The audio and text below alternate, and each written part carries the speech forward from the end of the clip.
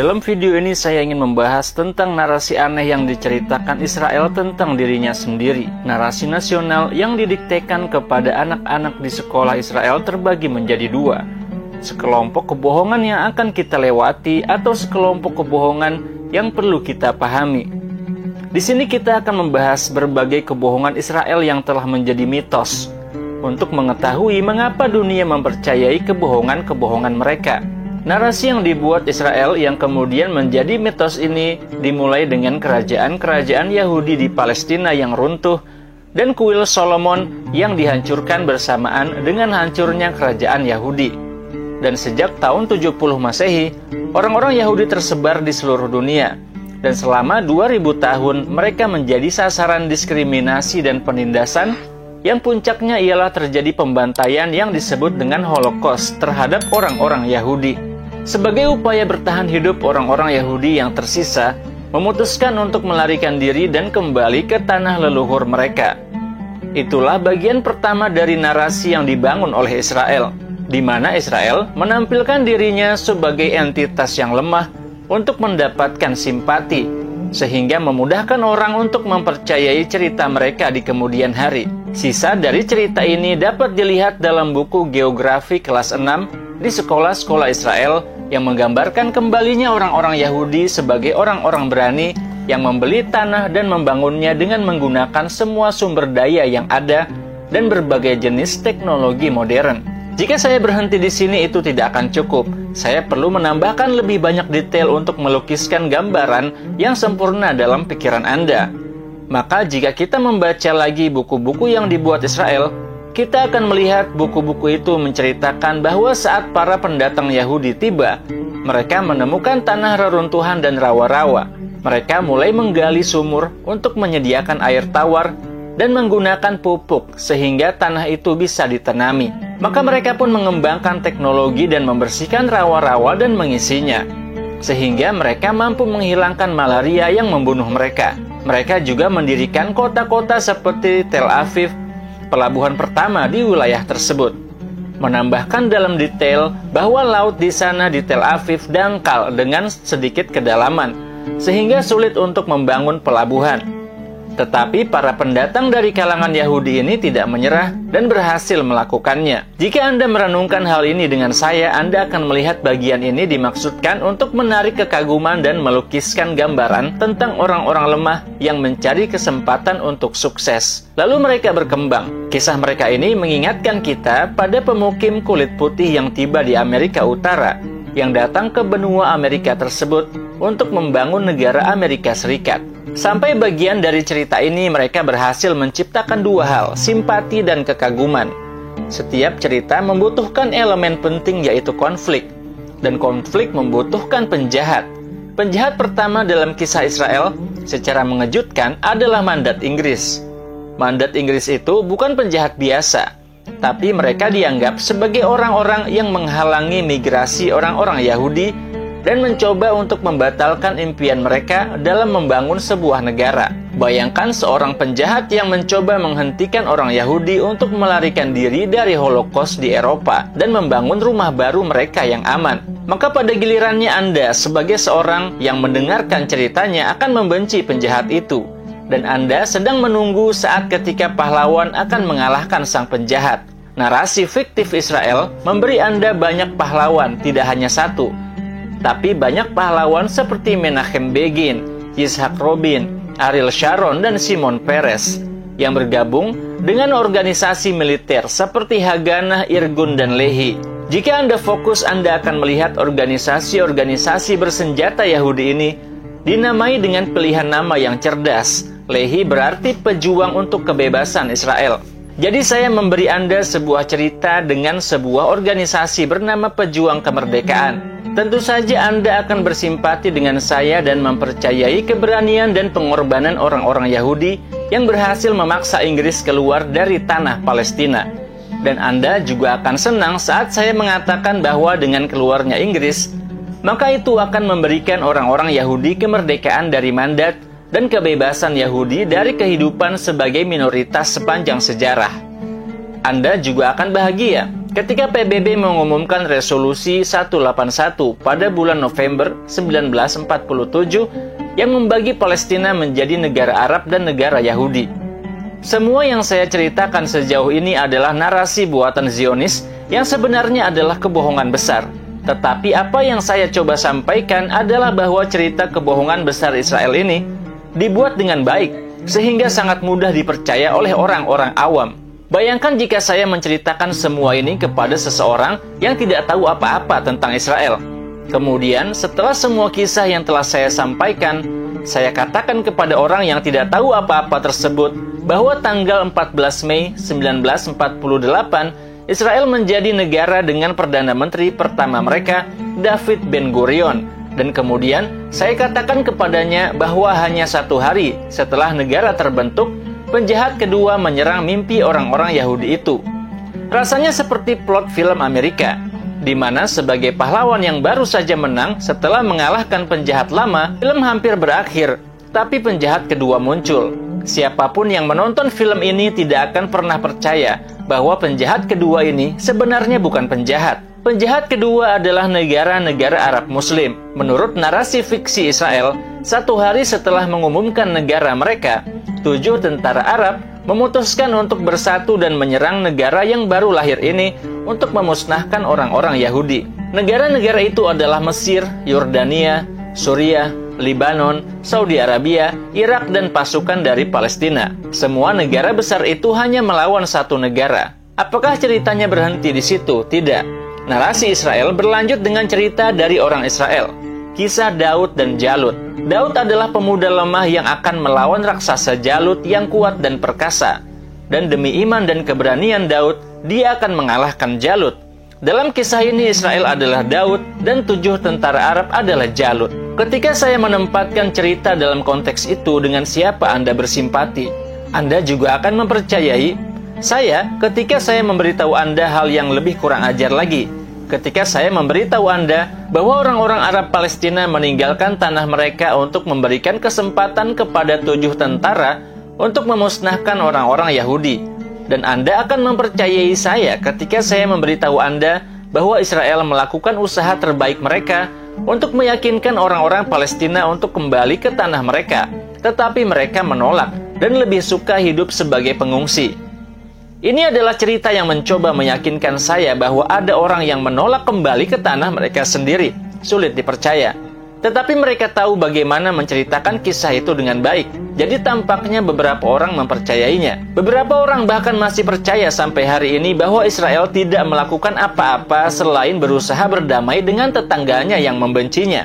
Cerita berakhir dengan menyatakan bahwa satu-satunya impian Israel adalah perdamaian. Tetapi pada saat yang sama selalu siap untuk mempertahankan diri. Sebagai buktinya, pasukannya disebut Tentara Pertahanan, Israel Defense Force, pasukan pertahanan Israel.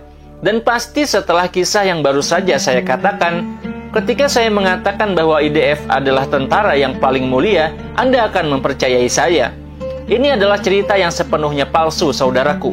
Israel adalah negara yang penuh dengan banyak kebohongan. Tetapi Israel menampakkan dirinya sebagai entitas yang tertindas, dan tampaknya itulah yang membuatnya mudah untuk menerima simpati dari orang-orang yang tidak mengerti sejarah. Saya tahu bahwa cerita itu palsu dan Anda juga mengetahuinya.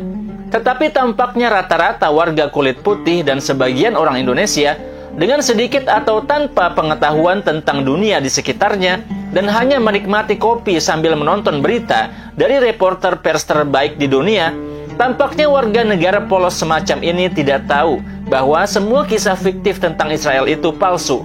Karena selama beberapa dekade, Israel berinvestasi dalam menyerang pikiran masyarakat Barat dengan cerita ini, dengan cara yang menjamin penguburan kisah nyata di bawahnya. Saya di sini hari ini untuk memberitahu Anda tentang kisah Israel yang sebenarnya, tentang Nakba.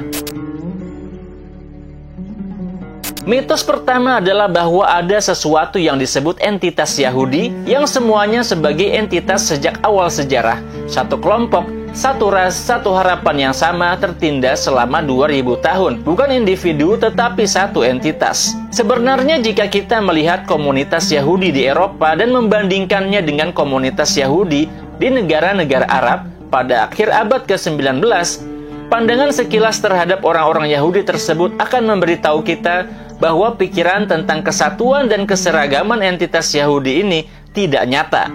Yahudi di Maroko misalnya ada 150.000 orang. Di Mesir ada 80.000 orang. Pada awal abad ke-20, Yahudi di Baghdad, Irak ada 50.000 orang Yahudi. Itu adalah 25% dari populasi Baghdad. Komunitas-komunitas Yahudi ini adalah bagian dari negara-negara Arab tempat tinggal mereka. Orang Arab Yahudi yang kehidupan dan harta bendanya aman. Mereka juga memiliki sekolah dan tempat ibadah sendiri. Tidak diragukan lagi, mereka menghadapi masalah yang dihadapi oleh minoritas manapun. Tetapi mereka adalah bagian yang tidak terpisahkan dari masyarakat Arab. Semua negara yang kita sebutkan tadi adalah bagian dari Kekaisaran Utsmani yang toleran dengan orang-orang Yahudi yang hidup di sana. Di sisi lain di Eropa, orang Yahudi menghadapi kenyataan yang berbeda. Sebuah realitas yang sulit disebabkan oleh perubahan yang sedang terjadi di Eropa pada saat itu. Ketika kita melihat peta Eropa pada awal abad ke-19, Eropa saat itu tengah berubah dari kerajaan besar menjadi negara-negara bangsa. Sebelumnya, kerajaan-kerajaan Eropa tersebar di tanah yang luas, berisi orang, ras, dan agama yang berbeda. Para raja mewarisi kekuasaan kepada keturunannya dan kekuasaan dipegang oleh para bangsawan.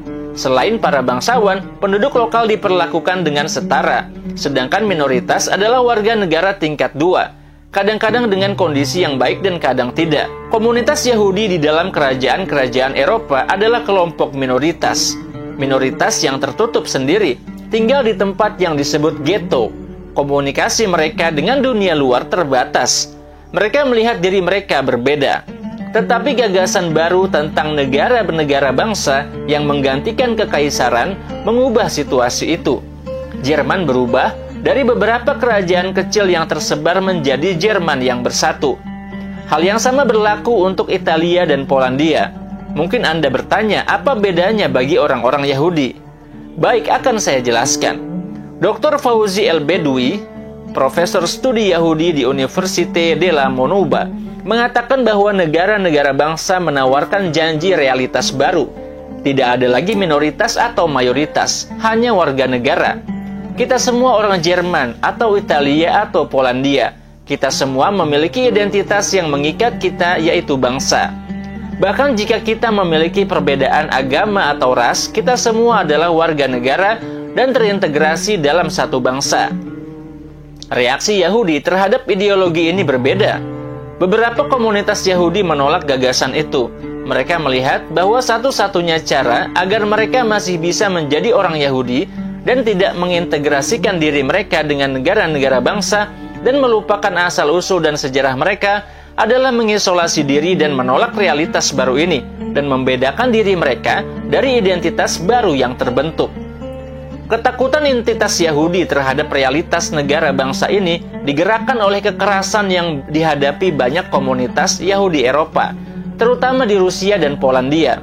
Kekerasan terhadap orang-orang Yahudi menyebar luas di Eropa sedemikian rupa, sehingga muncul istilah pogrom, yang merupakan kata Rusia yang berarti membunuh orang-orang Yahudi, menghancurkan properti mereka, dan membakar rumah-rumah mereka. Di sisi lain, beberapa komunitas Yahudi Eropa lainnya melihat bahwa kekerasan ini bersifat sementara dan akan hilang seiring waktu, dan integrasi adalah solusinya.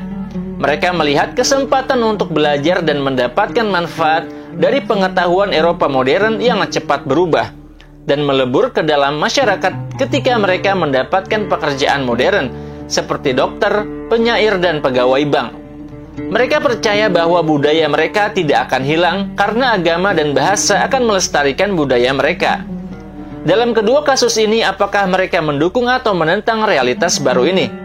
Melihat diri mereka sebagai warga negara Eropa di negara-negara Eropa, semua yang saya katakan menyangkal keberadaan entitas terpisah yang disebut Yahudi. Pada akhirnya, Yahudi adalah individu-individu yang membaur dalam komunitas-komunitas yang beragam dengan kondisi berubah-ubah dan beragam, kadang baik dan kadang buruk. Berbeda dengan realitas sejarah dan tempat geografis tempat orang-orang Yahudi tinggal yang jelas-jelas sangat beragam dan tidak seragam. Ideologi Zionis mencoba melakukan yang sebaliknya. untuk menggambarkan orang-orang Yahudi sebagai suatu masyarakat yang unik dalam sejarah, dan bahwa agresi terhadap mereka adalah sesuatu yang tetap dan tidak berubah. Sampai-sampai seorang pemikir Zionis bernama Leon Pinker mengatakan bahwa antisemitisme yang dia maksud adalah gerakan anti-Yahudi adalah penyakit genetik dan infeksi berusia 2000 tahun yang tidak dapat disembuhkan. Sebuah pendapat yang sangat dipaksakan untuk mendukung ide-ide Zionisme. Mitos kedua, Zionisme adalah Yudaisme. Sejarawan anti-Zionisme Israel, Ilan Pappe, mengatakan bahwa hal terburuk yang dilakukan Zionisme adalah memanipulasi Yudaisme untuk menggunakan agama sebagai pembenaran untuk menerapkan ideologi kolonial di dunia nyata. Tolong jelaskan, saya kurang paham. Saya mengenal Anda suka cerita. Anda ingin cerita dengan konflik dan ada tokoh penjahatnya, begitu kan? Saya telah katakan beberapa saat yang lalu, beberapa orang Yahudi menerima integrasi entitas Yahudi dan yang lainnya tidak. Di antara mereka yang menerima integrasi adalah seorang jurnalis Austria bernama Theodor Herzl. Dia dibesarkan dalam keluarga Yahudi yang sangat kaya, berpendidikan tinggi dengan pendidikan Jerman. Hanya tahu kata shalom dalam bahasa Ibrani. Hubungannya dengan agama hampir tidak ada. Sebentar. Herzl, bapak Zionisme dan tokoh penting Israel, tidak memiliki hubungan dengan agama dan ingin berintegrasi dengan masyarakat Eropa. Itulah kisah dramatisnya. Ini adalah hal yang sangat aneh memang, tapi ada sebuah cerita yang melatar belakangi perubahan pikiran Herzl. Pada tahun 1894, Herzl pergi ke Paris untuk meliput kasus penting tentang seorang perwira Yahudi Prancis bernama Alfred Dreyfus. Pria ini dituduh membocorkan informasi rahasia kepada Jerman. Kasus ini telah mengguncang Prancis. Orang-orang terpecah. Beberapa orang Prancis mengatakan bahwa dia tidak bersalah, sementara yang lain menuduhnya melakukan pengkhianatan. Sampai di sini semua baik-baik saja. Sebuah kasus dan pengadilan dengan beberapa pujian, semua berita beredar sebagaimana biasa. Tapi apa yang tidak normal bahwa beberapa demonstrasi menentang Dreyfus bersorak dengan mengatakan, "Matilah orang-orang Yahudi." Karena Dreyfus yang berkhianat ini adalah orang Yahudi, ternyata hal ini menyebabkan komunitas di Prancis menjadi benci kepada orang-orang Yahudi. Padahal yang membuat kesalahan hanya satu orang saja. Dan ini terjadi di mana? Di Paris, detak jantung modernisme. Memang benar bahwa beberapa sumber mengatakan bahwa Herzl membuat berita itu terlalu dibesar-besarkan dan bahwa sorakan yang sebenarnya adalah kematian bagi pengkhianat. Tetapi yang pasti adalah bahwa Herzl melihat ini sebagai titik balik. Ini membuatnya kehilangan kepercayaannya untuk berintegrasi dalam masyarakat Eropa. Jadi dia sekarang mendukung ide isolasi. Sejujurnya, dia berusaha melepaskan diri dari perdebatan antara integrasi dan isolasi.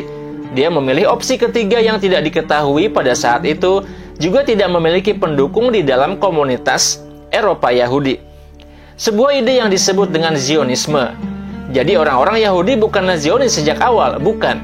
Zionisme adalah ideologi yang muncul pada abad ke-16, muncul di antara orang-orang Kristen dan terutama orang-orang Protestan, dan bahkan lebih tepatnya di Inggris. Idenya sederhana, bahwa orang-orang Yahudi pergi ke Yerusalem dan membangun rumah suci dalam persiapan untuk menyambut kedatangan kedua Yesus. Idenya tetap sama sampai abad ke-19.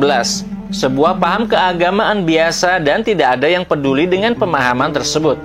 Orang-orang Yahudi sudah biasa mendengar tentang ide tersebut dan tidak terlalu memikirkannya. Oke, sekarang Anda tidak ingin kami menjadi warga negara dan ingin kami pergi. Jadi Anda bisa menjadi warga negara sendirian. Namun Zionisme Yahudi pada abad ke-19 berbeda dengan ini, terutama Zionisme Herzl. Zionisme Herzl tidak sesederhana membawa orang-orang Yahudi kembali ke Yerusalem. Penulis Mesir, Al-Sayyid Yasin dalam bukunya Membedah Pikiran Israel, dia mencoba memberi kita gambaran yang lebih jelas dan lebih rinci tentang Zionisme Yahudi. Zionisme Yahudi adalah ideologi rasis.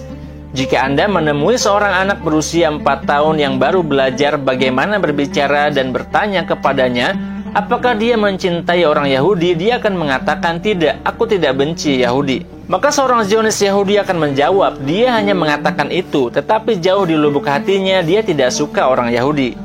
Zionisme menentang orang lain yang bukan Yahudi dan menganggap bahwa kebencian terhadap orang Yahudi ini telah tertanam jauh di dalam diri setiap manusia tanpa alasan apapun selain karena dia bukan orang Yahudi. Jadi satu-satunya solusi bagi orang Yahudi untuk aman adalah dengan menciptakan negara Yahudi yang murni bagi diri mereka sendiri tanpa entitas lain. Semua warganya adalah Yahudi, tidak ada integrasi atau isolasi atau komunikasi. Negara Yahudi dibangun hanya untuk mereka, tidak ada yang tinggal bersama mereka, atau setidaknya mereka akan menjadi mayoritas yang memerintah. Ideologi ini selanjutnya didokumentasikan oleh Herzl dalam bukunya The Jewish State, atau Negara Yahudi. Oke, sekarang siapa sebenarnya orang-orang Yahudi itu?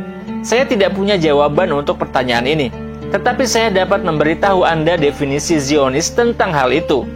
Definisi Zionis adalah bahwa orang Yahudi adalah ras murni dari awal zaman sampai akhir zaman, dan bahwa mereka tidak hanya mewakili agama, yaitu agama Yahudi, agama mereka. Agama mereka yaitu agama Yahudi yang juga dikenal dengan Yudaisme, bukanlah agama yang disebarkan ke semua orang.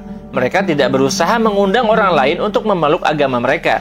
Sehingga Zionisme memandang orang Yahudi sebagai satu ras murni yang juga merupakan ideologi rasis.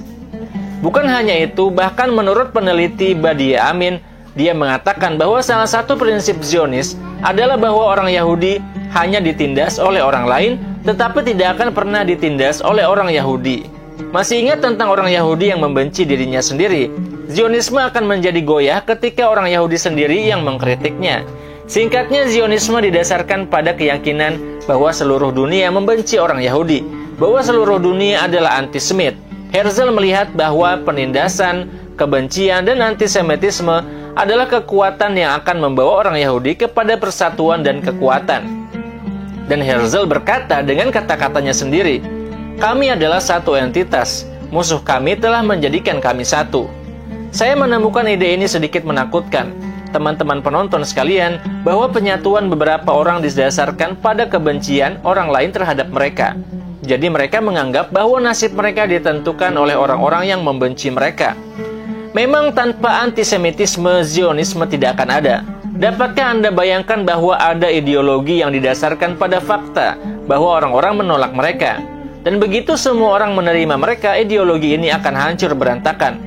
Herzl melihat bahwa antisemitisme akan menjadi kekuatan yang memungkinkan orang-orang Yahudi membangun negara mereka. Singkatnya, setelah semua ini, Zionisme adalah ide yang bereaksi terhadap diskriminasi terhadap orang Yahudi. Jadi solusinya adalah orang Yahudi harus hidup dalam negara mereka sendiri. Herzl terus berpikir di mana orang-orang Yahudi akan membangun negara mereka. Ada saran-saran seperti Argentina, Uganda, Madagaskar, Rusia. Karena seperti yang saya katakan, hal itu tidak ada hubungannya dengan agama. Yang penting adalah mendirikan negara untuk perlindungan orang-orang Yahudi dari kebencian terhadap orang Yahudi yang ada di dalam diri non-Yahudi di seluruh dunia. Izinkan saya memberitahu Anda sebuah kejutan, bahwa sebagian besar komunitas Yahudi yang mendengar saran Herzl untuk mendirikan negara Zionis, mereka benar-benar tidak menyukai ide tersebut. Kamu pergi duluan dan kami akan datang nanti. Mereka adalah orang-orang yang tertindas di tempat tinggal mereka, tetapi mereka mempertanyakan mengapa harus beremigrasi dari tempat tinggal mereka. Mengapa tidak menuntut hak-hak mereka saja di negeri mereka tinggal? Jika kita beremigrasi, maka kita akan beremigrasi ke dunia baru, yaitu Amerika.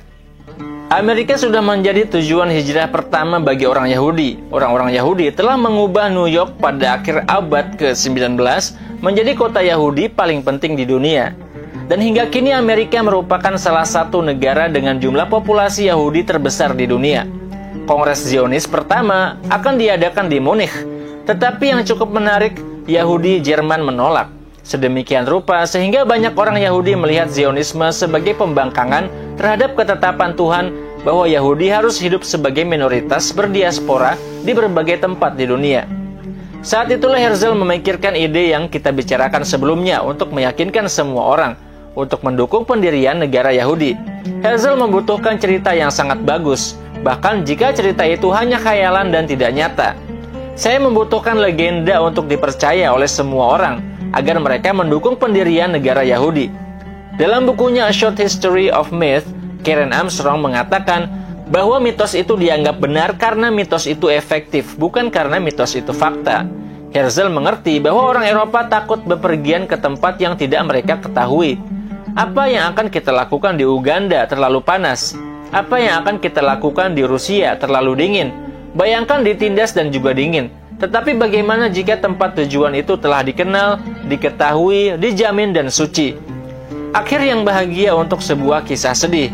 Ini adalah satu-satunya cara agar dia meyakinkan mereka. Kami tidak akan bermigrasi ke tempat baru, kami akan kembali ke rumah. Pada saat itu dalam Kongres Zionis pertama di Basel pada tahun 1897, gerakan Zionis mengumumkan tujuannya yaitu Palestina. Menurut sosiolog Argentina Pedro Bridger, Herzl mengubah gagasan kitab suci Yahudi tentang diaspora menjadi sebuah kisah epik yang kelak menjadi dokumen kepemilikan modern yang tidak masuk akal untuk menguasai Palestina. Agar imigrasi dilakukan bukan sebagai solusi politik, tetapi sebagai kewajiban agama. Saat itulah pencampuran dimulai antara Zionisme dan Judaisme. Itulah yang menciptakan kekeliruan bahwa Yudaisme sama dengan Zionisme dan bahwa anti-Zionisme sama dengan anti-Judaisme. Sebuah mitos yang fatal. Mitos ketiga, tanah tak berpenghuni.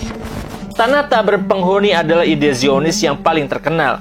Terlepas dari kenyataan bahwa Palestina selama akhir abad ke-19 dan awal abad ke-20 adalah wilayah yang terintegrasi penuh dengan mayoritas Muslim, Kristen, dan minoritas Yahudi. Sebuah masyarakat terlepas dari keberagaman agamanya masih homogen secara budaya. Jaffa, kota terbesar di pantai timur, memiliki lebih dari 60.000 orang Palestina, memiliki bioskop, teater, dan pelabuhan yang ratusan tahun lebih tua dari pelabuhan baru Tel Aviv. Delegasi Inggris yang datang ke Palestina antara tahun 1871 dan 1877 menulis tentang Palestina dalam sebuah ensiklopedi yang terdiri dari 12 bagian, di mana dia menulis berbagai nama-nama dan informasi tentang 13.000 tempat. Ini memberi kita dua kemungkinan untuk arti kalimat tanah tak berpenghuni. Makna pertama yang mungkin ditafsirkan oleh Pedro Bridger, bahwa para pemimpin gerakan Zionis mendorong orang-orang Yahudi untuk pergi ke tanah yang dijanjikan, tanah suci di mana impian mereka akan menjadi kenyataan. Mereka tidak tahu apa-apa tentang tanah itu, karena bagi mereka, dunia mereka hanyalah Eropa. Seluruh pengetahuan mereka tentang Palestina berasal dari informasi yang diberikan oleh para petualang dan pelancong. Jika Anda seorang musafir, Anda tidak akan memberitahu orang-orang di Eropa bahwa dalam petualangan Anda ke Jaffa, Anda melihat hal-hal yang telah dimiliki oleh dunia modern seperti bioskop atau teater. Itu tidak cukup eksotis. Lukiskan gambaran untuk mereka tentang masyarakat timur yang primitif dengan tenda, unta, dan cerita 1001 malam, dan tanah kosong yang menunggu kembalinya orang-orang Yahudi. Ini adalah interpretasi pertama untuk tanah tak berpenghuni. Penafsiran kedua disampaikan oleh sejarawan Palestina Salman Abu Sena yang mengatakan bahwa tanah tak berpenghuni adalah niat Zionis untuk membuat tanah itu benar-benar tak berpenghuni, walaupun sebelumnya telah berpenghuni dan diizinkan saya menjelaskan. Sampai akhir abad ke-19, presentase imigran Yahudi tidak melebihi 3%, yang pada saat itu berada di bawah kekuasaan Turki Utsmani. Herzl berupaya untuk membuat Sultan Utsmani memberikan tanah di Palestina untuk orang-orang Yahudi. Sultan menolak permintaan itu, tetapi Sultan membiarkan imigrasi orang-orang Yahudi terus berlanjut. Ketika orang-orang Turki Utsmani dan Arab tidak memiliki masalah dengan orang Yahudi, karena orang-orang Turki Utsmani dan Arab tidak memiliki masalah dengan orang Yahudi, hanya karena mereka adalah orang Yahudi. Jika Anda adalah seorang Yahudi dan ingin hidup bersama kami dalam damai, kami akan sambut dengan senang hati. Tetapi jika Anda adalah seorang Zionis, tentu hal ini sangat berbeda. Imigrasi orang Yahudi pun berlanjut pada tahun 1907. Seorang Zionis bernama Chaim Weizmann mendirikan perusahaan pengembangan tanah di Jaffa. Chaim Weizmann adalah karakter yang sangat penting dalam sejarah Zionis, seorang Yahudi yang hubungannya dengan agama hampir tidak ada. Ada apa dengan semua orang Yahudi ini yang tidak peduli dengan agama mereka? Memang begitulah teman-teman sekalian. Banyak dari para pendukung Zionis dari kalangan Yahudi memang tidak beragama Yahudi, bahkan tidak memiliki agama, meskipun leluhur mereka mungkin adalah orang Yahudi. Baik, kita kembali kepada perusahaan Chaim Weizmann. Tujuan perusahaan Chaim Weizmann ini adalah untuk membeli tanah secara terorganisir dari orang Palestina. Tetapi menurut Profesor Amerika Walter Land, dalam masyarakat agraris seperti Palestina, tuan tanah akan menolak menyerahkan tanah mereka demi uang karena tanah itu adalah basis kehidupan dan mata pencaharian mereka.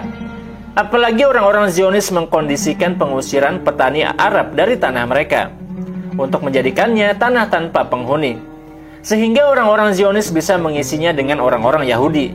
Itu sebabnya gerakan Zionis hanya akan berhasil membeli tanah dari orang yang memiliki banyak tanah tetapi tidak tinggal di sana, seperti salah satu keluarga Libanon yang tinggal di Eropa yang pada tahun 1910 menjual 200 km tanah di Marsh bin Amr kepada entitas Yahudi. Sampai titik ini tampaknya entitas Yahudi tidak bersalah. Orang-orang Yahudi berimigrasi dari Eropa untuk tinggal dan bertani di tempat baru. Tetapi struktur pertanian yang mereka bangun tidak benar-benar adil dalam hal ini.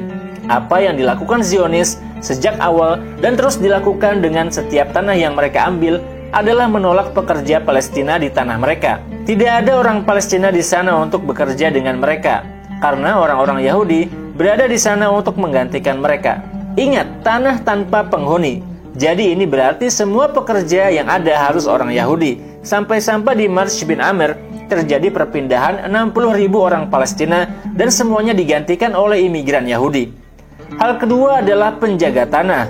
Pasukan keamanan Yahudi dibentuk yang disebut Hashomer.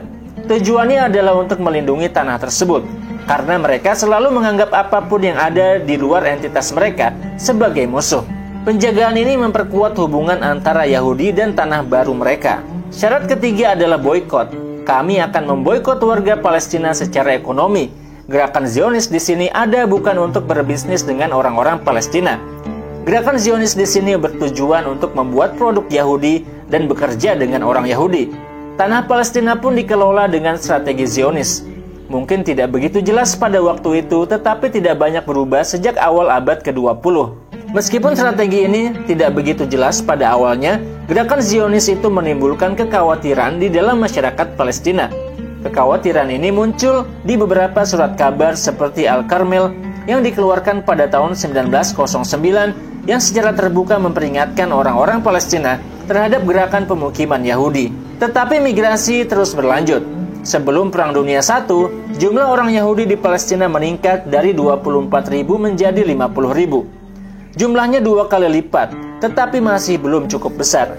Ini membuat para aktivis gerakan pemukiman Zionis merasa bahwa butuh waktu 100 tahun untuk mendirikan negara Yahudi. Apa yang akan kita lakukan dengan 50.000 orang? Kita perlu mempercepat segalanya, dan seperti siapapun yang ingin mempercepat pertumbuhan sebuah proyek, mereka membutuhkan investor. Dan siapa kandidat yang sempurna yang bisa menjadi investor mereka? Jawabannya adalah Britania. Mitos keempat, Inggris adalah musuh. Dalam narasi fiksi Israel yang normal, Inggris adalah musuh yang mencoba menghalangi pendirian negara Israel. Sementara itu, jika Anda melihat sejarah, Anda akan melihat justru sebaliknya, dan bahwa tanpa Inggris, proyek Zionis tidak akan berhasil. Sampai sebelum Perang Dunia I pada tahun 1914, dan bertahun-tahun setelah migrasi orang Eropa ke Palestina, jumlah mereka tidak melebihi 50.000. Sedangkan jumlah orang-orang Palestina adalah 500.000. Seperti yang saya katakan dalam keyakinan Zionis, jika orang-orang Yahudi adalah minoritas, mereka akan ditindas. Lalu orang-orang Yahudi pun bertanya, apakah kami akan melarikan diri dari kondisi minoritas di Eropa dan menjadi minoritas di tanah baru? Saat itulah Chaim Weizmann bergerak dan mendekat ke Inggris. Apakah Anda ingin membantu kami meninggalkan negara Anda dan pergi ke Palestina? Kami semua orang Eropa. Kami akan menjadi tangan dan kaki Anda di sana untuk kepentingan Anda di wilayah ini. Sebenarnya Inggris memang setuju. Inggris pun membantu Zionisme dan memudahkan migrasi Yahudi Eropa ke Palestina. Lalu Anda akan bertanya, kenapa Inggris begitu rela menawarkan bantuan? Jika Anda fokus pada episode sebelumnya, Anda tidak akan bertanya. Saya akan memberitahu Anda, Inggris dalam Perang Dunia I berperang melawan Jerman. Dan siapa sekutu Jerman? Kekaisaran Sultan Utsmani adalah sekutu Jerman. Saat itu Kesultanan Turki Utsmani tidak benar-benar runtuh. Inggris sebagai kekuatan kolonial di masa jayanya mengincar beberapa bagian dari wilayah kekuasaan Turki Utsmani. Salah satunya adalah Palestina. Inggris memiliki ketakutan bahwa Jerman akan menyerang Palestina selama perang, sehingga mereka akan mendekat dengan terusan Suez yang bagi Inggris merupakan bagian dari rute mereka menuju koloni Inggris di India. Inggris harus sedekat mungkin dengan Palestina dan terusan Suez, sehingga tidak ada yang bisa menutupnya dan menghalangi akses Inggris ke koloni mereka di India. Tentu saja tidak hanya itu. Lokasi geografis Palestina sangat dekat dengan Laut Tengah dan Laut Merah, dan antara dua ibu kota Arab terpenting saat itu, Kairo dan Damaskus. Jadi jika Anda sebagai Inggris meletakkan tangan Anda di sana dan mengizinkan beberapa pemukim Eropa untuk tinggal di sana, mereka akan setia kepada Anda karena Anda membantu mereka. Di sini Zionisme Yahudi menemukan posisi pentingnya di dalam impian kolonial Inggris. Kolonialisme sialan yang membawa bencana.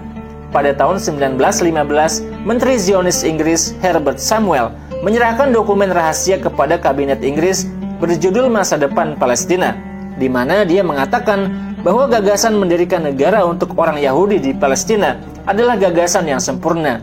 Tetapi itu tidak dapat dilakukan tanpa mandat Inggris yang penuh atas tanah Palestina. Mandat ini akan memudahkan migrasi dan meningkatkan orang Yahudi menjadi 4 juta orang Yahudi. Kemudian pada tahun 1917, dokumen sugestif ini berubah menjadi deklarasi Inggris yang dikenal dengan Deklarasi Balfour, sebuah surat yang ditulis oleh Sekretaris Menteri Luar Negeri Inggris Arthur Balfour, yang adalah seorang Kristen antisemit Zionis. Loh, kok bisa antisemit yang membuat deklarasi Balfour? Saya baru saja memberitahu Anda, tidak ada Zionisme tanpa antisemitisme. Lagi. Ide Zionis berutang kepada antisemitisme. Bagaimanapun, deklarasi Balfour menjanjikan pembentukan negara nasional untuk orang Yahudi, tapi ada sebuah trik di sini. Apa itu negara nasional? Bagi orang Yahudi, apakah itu berarti bahwa orang-orang Yahudi di Eropa akan tinggal di Palestina yang berada di bawah mandat Inggris? Atau apakah itu berarti mendirikan negara Yahudi yang sebenarnya dengan hanya populasi Yahudi dan diperintah oleh mereka sendiri? Apa sebenarnya artinya ini semua? Bahkan tidak jelas bagi Inggris sendiri. Tetapi pada saat itu tidak ada yang cukup peduli untuk melakukan klarifikasi. Inggris melanjutkan rencananya untuk mendukung migrasi orang Yahudi. Pada tahun yang sama, Jenderal Inggris Allenby memasuki Yerusalem. Dia memasuki Yerusalem dengan korps militer Yahudi, dan dengan rombongan ini datang pula seorang pria bernama David Ben-Gurion. Anda mungkin berpikir bahwa mereka masuk sebagai penguasa di tanah Palestina. Tetapi tidak. Pada tahun 1918, orang Yahudi sekitar 50.000, sementara orang Palestina sekitar 500 juta. 85% dari orang Palestina ini menolak gagasan negara Yahudi. Faktanya, sebuah komite yang didirikan oleh Presiden A.S. Wilson untuk memeriksa situasi mengatakan bahwa untuk mendukung deklarasi Balfour dibutuhkan kekuatan militer setara 50.000 tentara. Namun terlepas dari semua itu, Inggris tidak menyerah dan mereka melanjutkan rencana mereka. Terutama ketika Perang Dunia I berakhir dengan kemenangan Inggris melawan Kekaisaran Utsmani.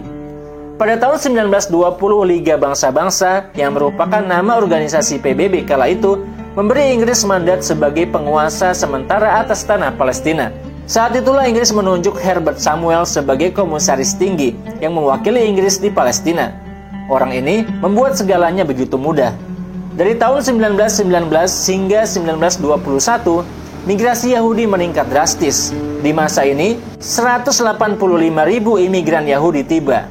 Sementara Dana Nasional Yahudi membeli 240.000 hektar tanah dari lembah Yizreel, utara Palestina, dengan gagasan merubah tanah itu menjadi proyek pemukiman orang-orang Yahudi dari Eropa.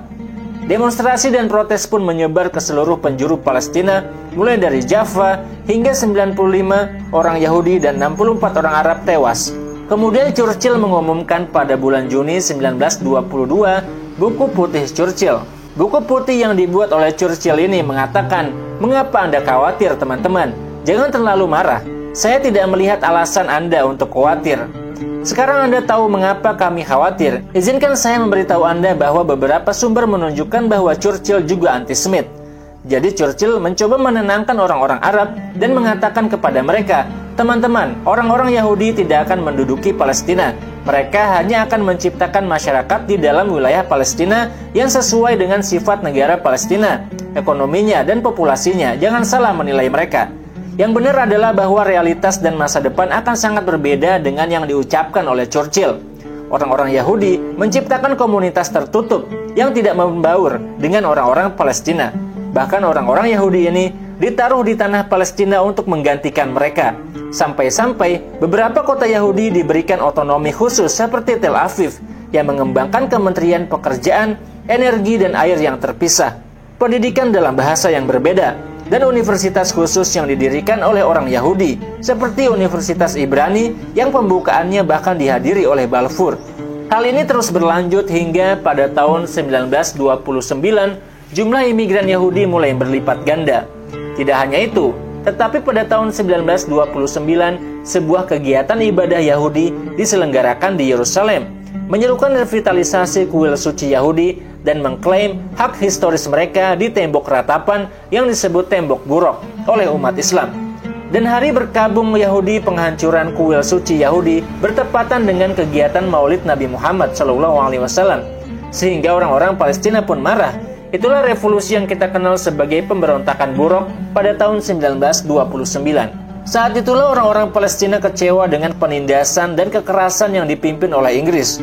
Orang-orang Inggris tidak hanya menangkap ratusan pemberontak, mereka mengeksekusi para pemimpin pemberontakan.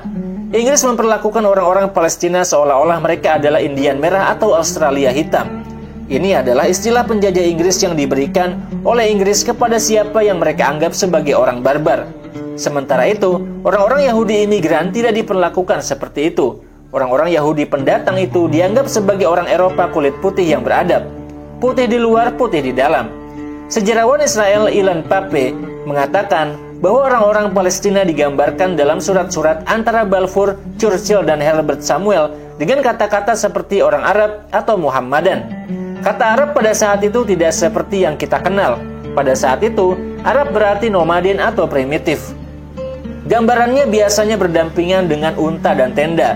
Dan Muslim tidak berarti Muslim, itu berarti para pengikut Muhammad. Terakhir kali saya mendengar pengikut Muhammad adalah di film Fajrul Islam.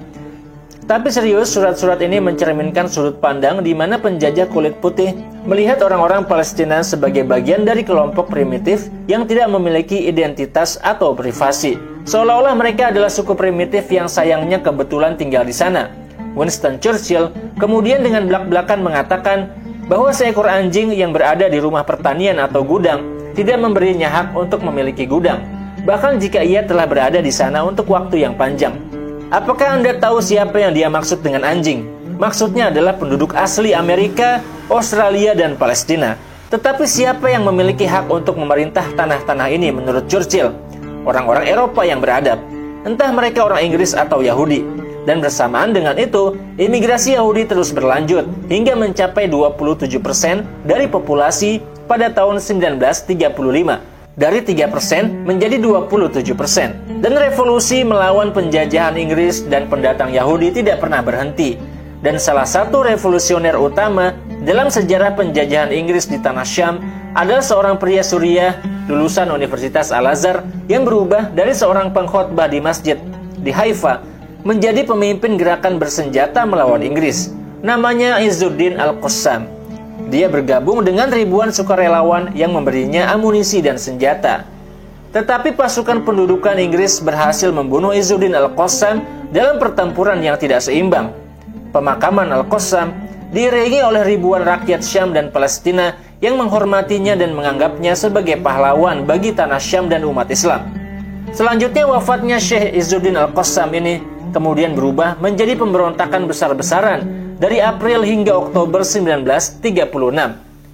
Itu adalah percikan dari revolusi besar bangsa Arab. Inggris pun bingung menghadapi pemberontakan. Mereka mungkin terkejut bahwa anjing di tanah itu melawan. Antara 1936 dan 1937, Inggris membunuh 1.000 orang Palestina dan menangkap siapa saja yang mengambil bagian dalam revolusi. Dan kemudian mereka akan meledakkan rumah para pejuang Palestina dan menghancurkannya. Di Jaffa saja, lebih dari 200 rumah dihancurkan. Inggris memberi para pemukim Yahudi segalanya. Mereka memfasilitasi imigrasi mereka, menciptakan daerah-daerah dengan komunitas Yahudi lengkap dengan organisasi dan infrastruktur.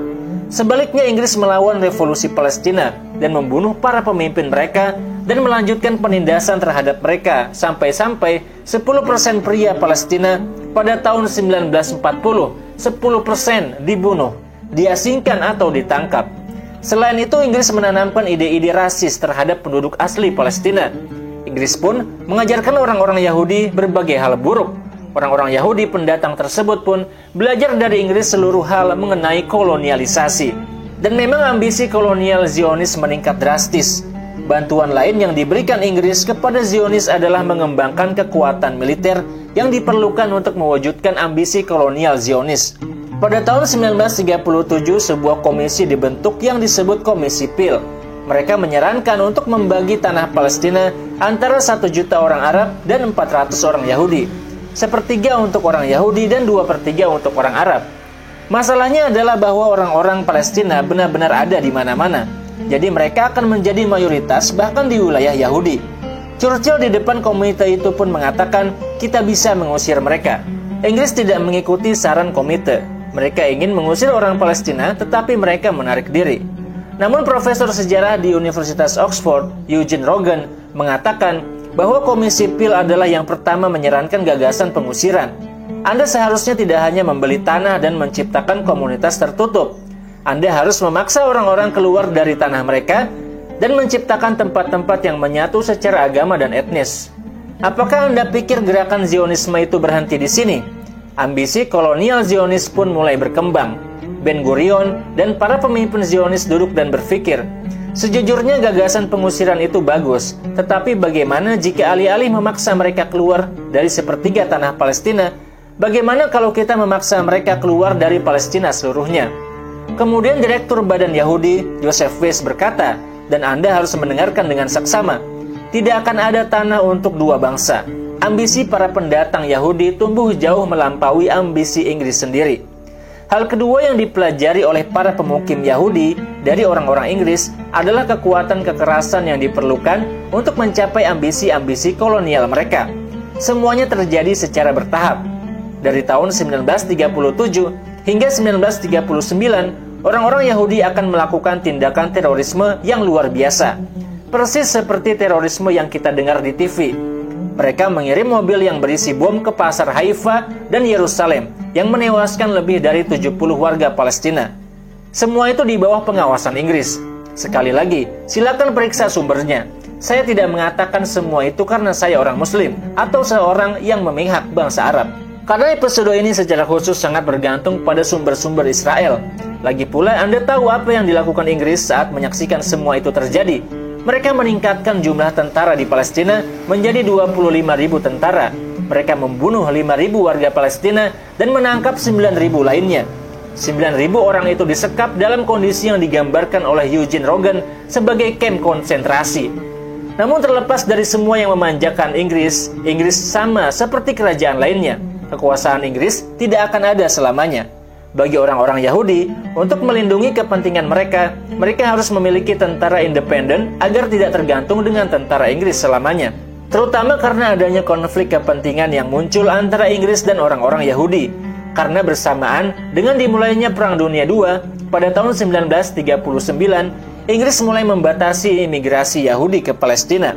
Dan mereka membatasi 15.000 imigran setiap tahun untuk mengurangi ketegangan di wilayah Palestina, agar mereka tetap fokus pada perang mereka melawan Hitler. Perang Dunia II pun berjalan lancar dan penindasan yang nyata terjadi terhadap orang-orang Yahudi di Eropa pada masa itu. Dan mereka membatasi 15.000 imigran setiap tahun untuk mengurangi ketegangan di wilayah Palestina, agar mereka tetap fokus pada perang mereka melawan Hitler. Perang Dunia II pun berjalan lancar dan penindasan yang nyata terjadi terhadap orang-orang Yahudi di Eropa pada masa itu.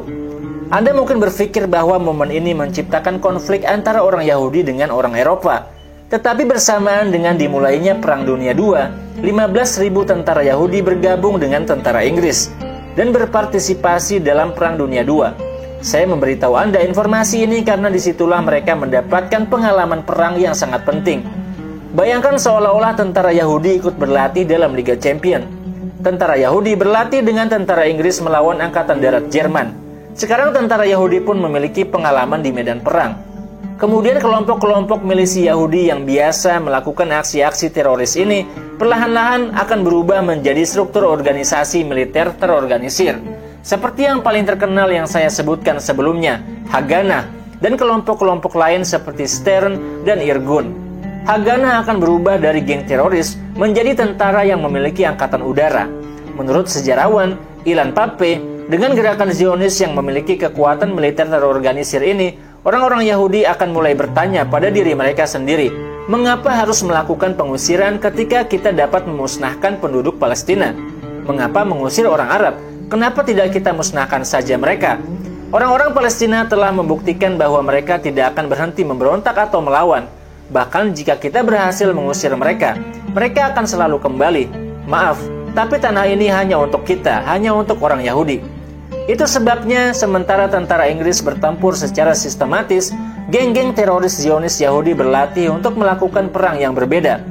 Jenderal Inggris Orde Wingate adalah orang pertama yang melatih orang-orang Yahudi untuk melakukan pendudukan di desa-desa dan perang gerilya. Menurut Ilan Pappe, Orde adalah orang pertama yang menanamkan dalam kesadaran gerakan Zionis gagasan tentang pembersihan etnis. Sampai-sampai Moshe Dayan, salah satu tokoh Zionis, menggambarkan Orde Wingate sebagai guru pertamanya. Pada saat itu geng-geng teroris Zionis akan mulai mempelajari geografi setiap desa Palestina untuk mengetahui pintu masuk dan keluarnya sebagai persiapan untuk menyerbunya saat mereka melakukan genosida atau pembersihan etnis yang keji. Itulah yang disebut Ilan Pappe sebagai proyek dokumen desa. Para imigran Yahudi Eropa di Palestina pun tumbuh, belajar banyak hal, dan akhirnya memiliki militer terlatih yang dapat membuat rencana militer. Dan ada perasaan di dalam diri orang Yahudi bahwa Inggris memang merupakan sekutu mereka, tetapi Perang Dunia II menghalangi kepentingan orang-orang Yahudi di Palestina karena Inggris membatasi jumlah imigran Yahudi di Palestina. Orang-orang Zionis menyaksikan beberapa perpecahan di dalam diri mereka. Ada sekelompok orang yang dipimpin oleh David Ben-Gurion yang berpendapat bahwa ia menentang pembatasan imigrasi, tetapi Inggris masih merupakan sekutu penting bagi rencana Zionis. Sebaliknya, pendapat lain yang dipimpin oleh geng-geng Argon dan Stern berpendapat bahwa Inggris di bawah tekanan perang dan ketakutan akan ketegangan di wilayah Arab dan menjadi hambatan bagi proyek Zionis. Ketegangan mencapai puncaknya ketika kapal Patria Prancis berlabuh di dekat pelabuhan Haifa dan membawa lebih dari 1.800 imigran Yahudi, tapi tanpa persetujuan Inggris. Saat itulah, gerombolan Zionis meledakkan satu sisi kapal dan mengorbankan 240 penumpang Yahudi untuk memaksa pemerintah Inggris membiarkan 1.560 penumpang Yahudi yang tersisa untuk masuk. Seseorang akan bertanya, jadi mereka meledakkan kapal dan membunuh beberapa orang untuk memaksa Inggris membiarkan sisanya masuk? Pemirsa yang budiman, izinkan saya memberitahu Anda bahwa negosiasi telah terjadi antara Stern dan Nazi. Mereka bertemu di Lebanon untuk membentuk aliansi. Bayangkan itu, Nazi yang membuat kamp konsentrasi, Holocaust, dan pemberantasan Yahudi di Eropa. Milisi Stern Zionis berusaha membentuk aliansi dengan mereka. Dan mereka benar-benar bertemu di Lebanon hanya karena mereka berpikir itu akan memenuhi kepentingan mereka. Sekali lagi, ini bukan kata-kata saya, ini adalah kata-kata Eugene Rogan, profesor sejarah dan Timur Tengah di Universitas Oxford. Gerakan Zionis menyadari bahwa Inggris setelah Perang Dunia II, bahkan jika mereka menang, tidak akan pernah menjadi kerajaan besar lagi. Dalam bukunya Kejahatan Barat, Vivian Forrester mengatakan bahwa seluruh Eropa berada dalam krisis selama perang. Sampai-sampai setiap negara mengurangi jumlah pengungsi Yahudi yang mengungsi ke sana dan menciptakan apa yang disebut perangkap Hitler. Negara-negara Eropa menolak untuk memberikan perlindungan kepada orang-orang Yahudi dan langsung membiarkan mereka dikumpulkan di Holocaust. Gerakan Zionis menyadari situasi itu dan menyadari bahwa mereka membutuhkan sekutu yang dapat dipercaya, sekutu baru alih-alih Inggris. Maka sekutu itu harus berada di luar Eropa, tepatnya di Amerika Serikat. Pada tahun 1942, Zionis mengadakan konferensi Baltimore untuk mengumpulkan pendukung Zionisme di Amerika Serikat. Di antara rekomendasinya adalah bahwa dunia baru yang lahir setelah perang akan memiliki negara Yahudi sebagai bagian dari negara mereka. Negara Amerika yang kelak akan menjadi adik kuasa baru akan menjadi negara sahabat Zionis yang tangannya terbuka lebar untuk semua orang Yahudi di dunia. Saat itulah gerakan Zionis mencoba untuk memiliki peran sebagai agen Amerika di Palestina yang merupakan wilayah yang sangat strategis di Timur Tengah untuk menjaga kepentingan negara terkuat di dunia tersebut. Gerakan Zionis ini menampilkan dirinya sebagai solusi ideal bagi orang Yahudi di Eropa yang tidak memiliki tempat tinggal. Gerakan Zionis juga menampilkan dirinya sebagai sekutu baru bagi Amerika yang menjadi kekuatan tunggal yang tidak terganggu oleh perang. Saat itulah kita bertanya, ketika AS berada di tengah-tengah Perang Dunia Kedua, mengapa Amerika Serikat menerima peran sebagai sponsor baru negara Zionis? Jujur, seperti yang saya katakan sebelumnya, Amerika Serikat adalah negara yang paling bisa memahami mimpi Zionis. Dalam buku hariannya, Hard Choices, mantan kandidat Presiden Hillary Clinton mengatakan bahwa rakyat Amerika sebagian besar adalah imigran yang melarikan diri dari negara mereka untuk meraih mimpi di negeri yang jauh. Hillary mengatakan dalam kisah Israel kita melihat kisah kita sendiri sebagai orang Amerika. Karena mereka sama-sama imigran yang mendirikan negara baru. Memang benar bahwa Amerika tidak akan menjadi partner yang sempurna, tetapi setidaknya mereka akan menjadi sekutu bagi negara Zionis yang akan membantu orang-orang Zionis memenuhi impian yang pernah mereka capai sebelumnya, di samping kepentingan Amerika untuk mendapatkan sekutu seperti Israel di wilayah Timur Tengah. Jadi kita dapat mengatakan ini adalah situasi win-win solution. Dan memang, aliansi baru itu pun terbentuk antara gerakan Zionis dan Amerika Serikat yang mulai mendanai mereka dengan murah hati, sampai-sampai Haganah akhirnya memiliki pabrik persenjataan sendiri. Tentu saja Inggris melihat itu dan terkejut. Mereka menyadari bahwa perjanjian bersejarah antara Inggris dan Zionis adalah perjanjian yang menguntungkan satu pihak. Ini seperti cinta tak berbalas, hubungan yang beracun dan toksik. Inggris terus memberi, dan memberi, lalu orang Zionis mencampakkan mereka demi Amerika Serikat. Bahkan ketika Inggris membutuhkan orang-orang Zionis selama Perang Dunia II dan meminta orang-orang Zionis untuk membatasi imigrasi Yahudi karena orang-orang Arab terus mengomeli Inggris, apa yang dilakukan orang-orang Zionis? Dan bagaimana dengan Stern yang bertemu dengan Nazi? Apa yang terjadi? Hati Inggris pun hancur. Teman-teman sekalian, Inggris banyak berinvestasi dalam proyek Zionis untuk membentuk entitas yang melayani kepentingan mereka di wilayah tersebut, hanya untuk menyadari kemudian bahwa ini adalah keputusan yang buruk. Inggris telah membesarkan monster, memeliharanya, dan membuatnya lebih kuat. Berpikir bahwa Inggris mampu mengendalikan belenggu monster itu di tangannya. Tetapi ketika Inggris memeriksa rantai itu, dia menemukan monsternya. Monster ciptaannya sendiri telah memberontak dan memimpin beberapa gerakan terorisme paling kejam. Melawan siapa? Melawan Inggris sendiri. Pada tahun 1946, geng teroris Yahudi Irgun meledakkan King David Hotel, markas besar administrasi Inggris. Mereka membomnya dengan hampir 200 kg bahan peledak dan menewaskan 91 orang Inggris. Pada tahun 1947, Irgun mengebom klub perwira Inggris di Yerusalem. Kemudian sebuah kapal bernama Exodus yang akan tiba di Palestina membawa 4.500 korban selamat Holocaust yang ingin memasuki Palestina, tetapi Inggris menolak untuk membiarkan mereka masuk, mengatakan teman-teman ini sudah melebihi batas yang diizinkan. Kemudian mereka mendeportasi kapal itu kembali ke Perancis. Hal ini memicu kerusuhan yang mengakibatkan eksekusi 3 anggota Irgun. Jadi Irgun menculik 2 tentara Inggris dan menggantung mereka mati di kebun dekat Netanya. Agar itu menjadi pesan yang jelas kepada Inggris, tinggalkan kami tidak membutuhkanmu. Paradoksnya adalah bahwa pemimpin Irgun yang terdaftar sebagai orang paling dicari oleh polisi Inggris saat itu, menurut Anda siapa dia? Dia adalah Menachem Begin. Ironisnya, dia adalah Menachem Begin yang kemudian menjadi Perdana Menteri Israel dan yang dianugerahi hadiah Nobel untuk perdamaian. Dulu dianggap sebagai teroris oleh Inggris. Benar-benar tidak masuk akal. Bayangkan seorang pria yang diklasifikasikan oleh Inggris sebagai teroris menjadi pemenang Nobel Perdamaian bertahun-tahun kemudian. Selama tahun-tahun terakhir mandat Inggris, 500 tentara teroris oleh Zionis di Palestina dicatat dalam sejarah, menewaskan lebih dari 169 tentara Inggris, menargetkan bank dan infrastruktur, dan menggunakan metode terorisme yang baru di dunia. Seperti apa? Seperti bom parsel. Menempatkan bom dalam parsel, mengirimkannya ke seseorang, lalu meledakannya. Paket terorisme. Itulah inovasi teroris Yahudi dalam dunia terorisme.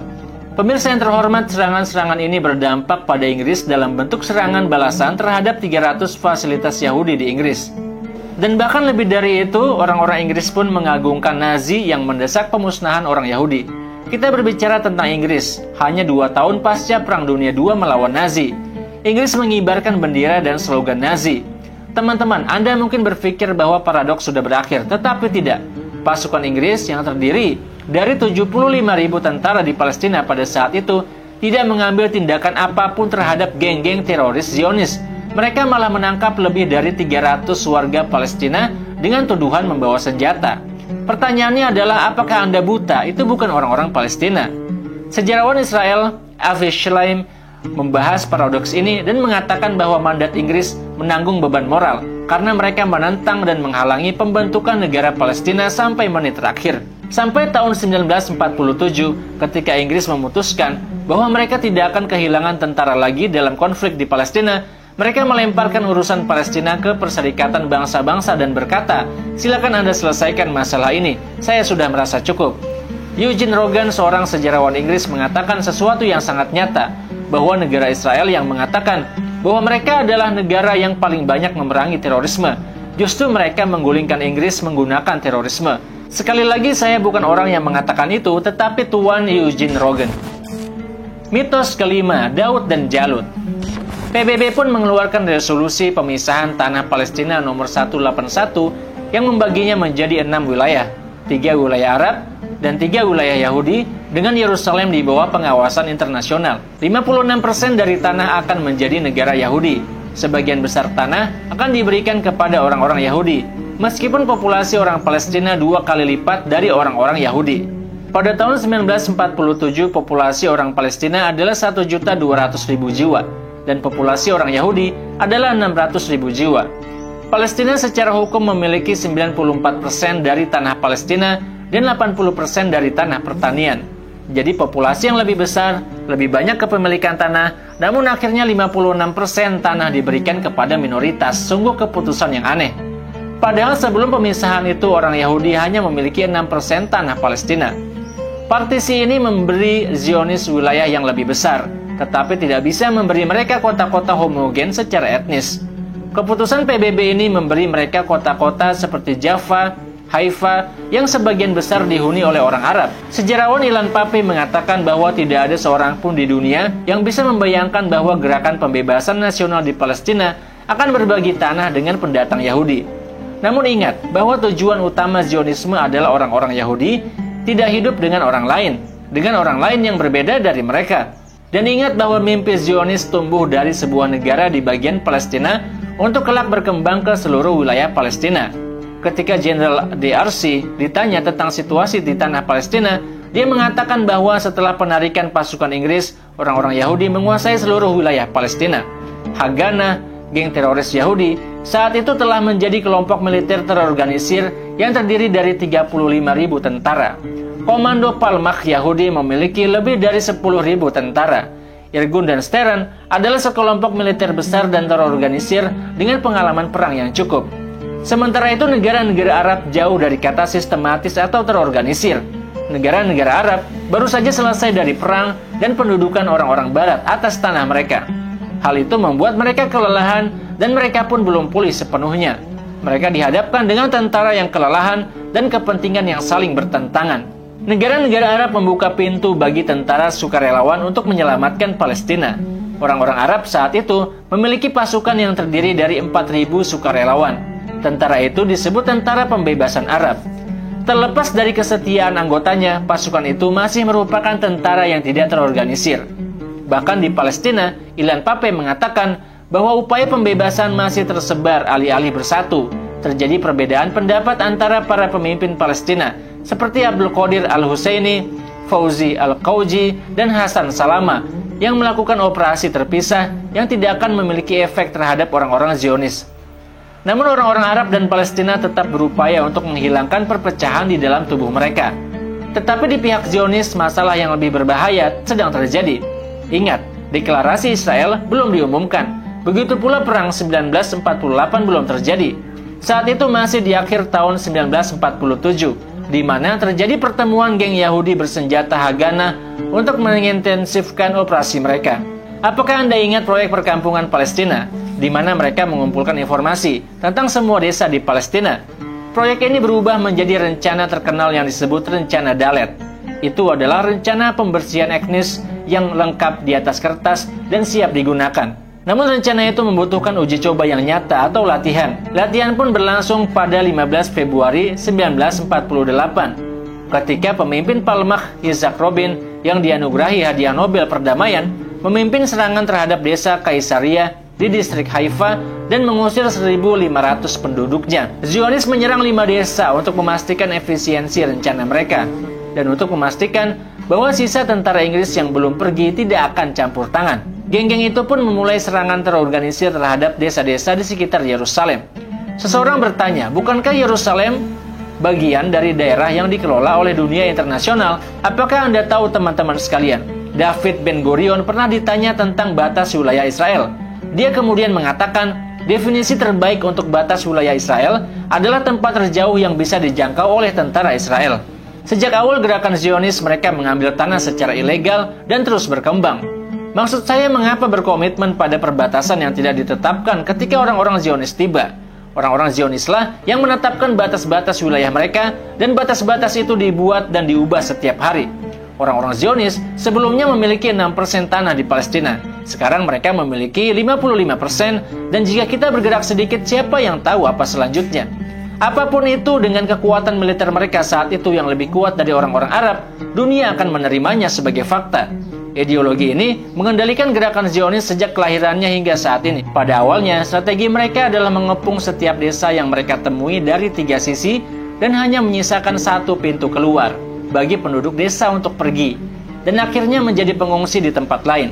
Di mana mereka akan berlindung itu masalah mereka. Namun terkadang geng-geng teroris Yahudi ini perlu memamerkan kekuatan mereka dengan tidak meninggalkan jalan keluar untuk melarikan diri, seperti yang terjadi di Deir Yassin pada 9 April 1948. Deir Yassin adalah desa yang tenang yang dihuni oleh 700 penduduk. Di dalamnya ada petani, pedagang, masjid, 2 sekolah, dan klub olahraga. Hanya dalam 1 hari 250 orang dibunuh, hampir sepertiga dari seluruh penduduk desa. Setiap orang melihat keluarganya mati di depan mata mereka, dan sebagian dari mereka pun menyadari bahwa mereka akan menjadi korban berikutnya. Terlepas dari kenyataan bahwa kantor polisi Inggris hanya berjarak 3 km, tidak satupun dari mereka yang menghalangi pembantaian tersebut. Ini adalah tindakan brutal para teroris Yahudi. Tindakan terorisme ini secara paksa mendorong 75.000 warga Palestina untuk meninggalkan rumah mereka di Jaffa, Haifa, dan Yerusalem dan melarikan diri. Pembersihan etnis tidak berhenti pada pengusiran dan pemberantasan, tetapi juga seperti yang kita lihat di cerita-cerita di Satantura. Itu berarti menghapus ingatan tentang tempat itu, seolah-olah para korban itu tidak pernah ada di situ. 1 kilometer jauhnya dari Deir Yassin, Yad Vashem dibangun.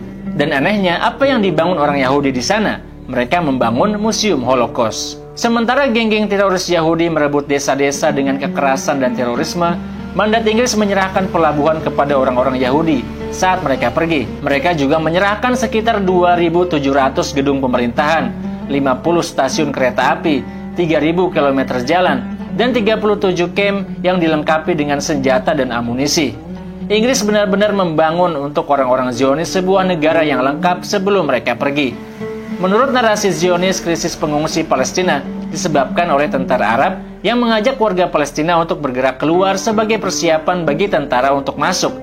Namun sejarawan Ilan Pape mengatakan bahwa setengah dari pengungsi Palestina diusir dari rumah mereka bahkan sebelum perang dimulai.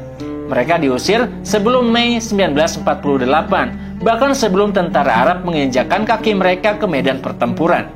Di antara 530 desa yang hancur saat Nakba, setengah dari mereka dibersihkan secara etnis. Sekali lagi, semua itu terjadi sebelum Mei 1948. Sejarawan Afish Lai menegaskan bahwa krisis pengungsi dimulai pada paruh pertama tahun 1948, tetapi tidak disebabkan oleh perang itu sendiri. Pada tanggal 14 Mei 1948, pembentukan negara Israel diumumkan. Sebagai bagian dari narasi, seolah-olah Zionis mengumumkan dirinya sebagai Daud muda di depan Goliat atau Jalut raksasa. Di masa ketika semua raksasa dunia dan kekuatan besar dunia mendukung mereka dengan sangat cepat, karena gerakan Zionis memang sudah bersekongkol dengan mereka. Sehingga negara seperti Amerika yang saat itu dipimpin oleh Presiden Harry Truman mengakui Israel hanya 11 menit setelah deklarasi pendirian Israel. Keesokan harinya pada tanggal 15 Mei 1948, tentara Arab pun mengumumkan akan berperang, dan New York Times menerbitkan tajuk utama, Yahudi dalam bahaya besar di tengah-tengah tanah orang Muslim. Jika Anda merenungkan judul itu mengambil keuntungan dari Holocaust. Israel saat itu adalah negara yang sedang naik daun dengan propaganda yang siap pakai. Satu hari setelah diumumkan, salah satu surat kabar terbesar menerbitkan judul tersebut. Dan semenjak tajuk utama menyeratkan minoritas Yahudi menghadapi gelombang besar serangan dari orang-orang Muslim. Jika kita melihat sedikit lebih dekat, kita akan menemukan bahwa seluruh pasukan dari 7 negara Arab itu sangat kecil jumlahnya. Mereka hanya memiliki sekitar 25.000 tentara. Saya mengingatkan Anda bahwa pasukan ini tidak terorganisir seperti yang kita bayangkan. Mereka adalah tentara dari negara-negara yang beberapa dari mereka masih di bawah pendudukan. Di sisi lain, tentara Yahudi memulai perang melawan bangsa Arab dengan 35.000 tentara. Dan pada akhir perang, jumlah mereka telah bertambah menjadi 100.000 tentara.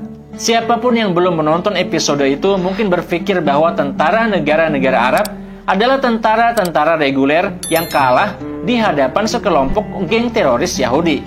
Namun setelah menonton seluruh episode ini, sekarang Anda tahu bahwa pasukan Zionis Yahudi bukan hanya geng-geng bersenjata biasa.